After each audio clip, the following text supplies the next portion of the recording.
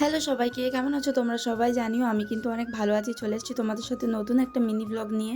যারা আমার regular video দেখো তারা তো জানোই যে আমি কদিন আগে দিদাবাড়ি গেছিলাম। তো দিদাবাড়ি কেন গেছিলাম সেটাই হচ্ছে জানার কারণ। তো চলো আজকে এই ভিডিওতে তোমাদের সাথে শেয়ার করেই দেবো যে আমি দিদাবাড়ি কেন গেছিলাম। সকাল 7টার সময় উঠে কিন্তু আমি আর বাবা মিলে বেরিয়ে পড়েছিলাম যাওয়ার জন্য।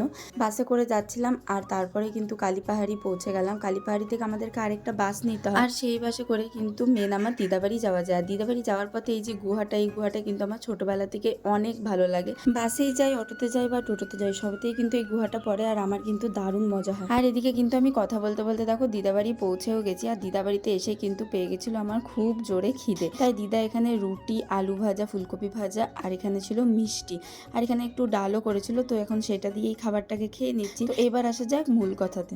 দিদার বাড়ি আমরা গেছিলাম মেন হচ্ছে যে দিদা একটা বাথরুম বানাবে, তো সেটার জন্যই বাবা এখানে কথা বলে দিচ্ছিল যে কিভাবে কি বানাবে না বানাবে।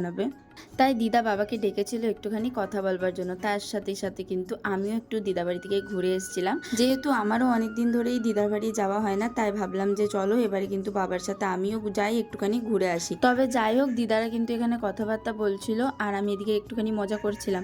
যেহেতু আমি সেদিনকেই রিটার্ন আসবো, তার জন্যই কিন্তু দেখো দিদা আমাকে বলেছিল ভাত খেয়ে যেতে।